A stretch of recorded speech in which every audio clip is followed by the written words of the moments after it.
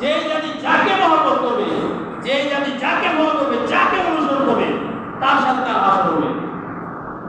আজকে সারা দেশের মধ্যে দেখেন, সারা দেশের মধ্যে আর্জেন্টিনা আর ব্রাজিলের পতাকা উঠতেছে। কাকে ভালোবাসা? এটা কার ভালোবাসা প্রমাণ করতেছে? সারা দেশের মধ্যে ব্রাজিলের আর্জেন্টিনার পতাকা উঠতেছে, অথচ ব্রাজিল এবং আর্জেন্টিনা হচ্ছে ইসলামের চিরশত্রু, মুসলমানদের চিরশত্রু হচ্ছে ব্রাজিল আর্জেন্টিনা। এদেরকে মুসলমান সাপোর্ট করতেছে না। অসুবিধা কিছুদিন আগে একটা নিউজ দেখলাম যে একজন মুরব্বী ব্যক্তি, বয়স মনে হয় 65 থেকে 70, এরকম একজন ব্যক্তি তিনি কয়েক বিঘা জমি বিক্রি করে 7.5 কিলোমিটার একটা পতাকা বানাইছেন। চিন্তা করছেন? 7.5 কিলোমিটার পতাকা বানাইছে। চিন্তা করেন কি ধরনের পাগলামি ওনাকে ভর করেছে, কি ধরনের পাগল উনি হয়েছেন। তার মস্তিষ্ক বিকৃত হয়ে গেছে, নষ্ট হয়ে গেছে তার মাথা।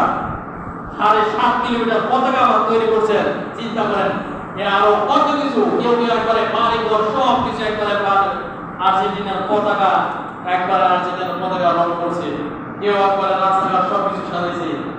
কেউ দেখতেছে তার গাড়িকে সাজাইছে, কেউ রিক্সাকে আর্জেন্টিনার পতাকা দিয়ে রং করছে। এইভাবে বিভিন্ন ধরনের মানুষ বিভিন্ন ভাবে এইভাবে তার সাপোর্ট সে প্রকাশ করতেছে যে আমি আর্জেন্টিনাকে সাপোর্ট করি, আমি ব্রাজিলকে সাপোর্ট করি। অথচ আমাদের কাকে সাপোর্ট করার দরকার ছিল? রাসূল সাল্লাল্লাহু আলাইহি হাদিসের মধ্যে স্পষ্ট বলেছেন, মান তাশাব্বাহা বিকওমিন ফাহুম মিনহুম, যে জাতি যাকে অনুসরণ করবে, যাকে মহব্বত করবে, তার